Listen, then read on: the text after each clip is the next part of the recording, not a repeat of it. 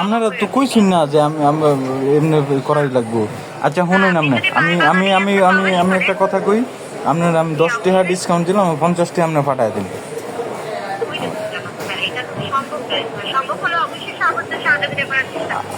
আপনি এত বড় চাকরি করে আমি 50 টাকা দিতে পারতেছেন না আমারে?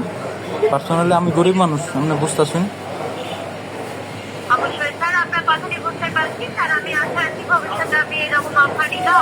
এই অফার না না আমি বলি, আমি তো করাম সঠিক পদ্ধতি অবলম্বন, আপনারা করতেন না? আপনারা যে গণহারে দিয়া রাখছেন, আমি তো চাপ দেওয়ার আগে বুঝতেছি যে ক্যাশব্যাক 60 টাকা, আমি যেমনি কিনাম 60 টাকা নাকি এটা সামনে বাসায় রাখছেন কিয়া, মোবাইল রিচার্জ দিয়া থুইতেন আলাদা অপশন কিরা, আপনারা এক লোকে দিচ্ছেন কে সফটওয়্যারের মধ্যে বিনাশ করে শুনিয়া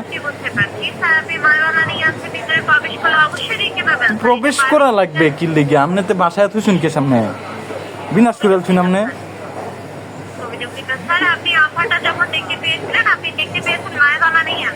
আমার নিঃস্ব করে শুন আপনি। আচ্ছা শুনেন, আপনার একটা কথা কি আমি শুনালেন, টেহা আমার কাটতেছে, আপনি খালি শুনবেন।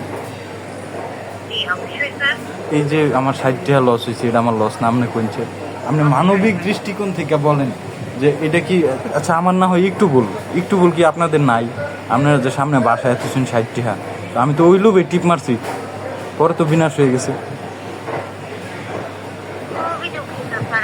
না আপনি দুঃখিত বললেন না, কারণ এটা আপনার তো দোষ নাই। আপনি দুঃখিত বললে আমার কষ্ট লাগতেছে, বুঝছেন?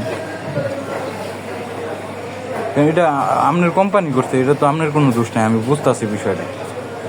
আচ্ছা শুনেন, যা হয়েছে 50-50 30 টাকা আমার ব্যাক করার ব্যবস্থা করে দেন।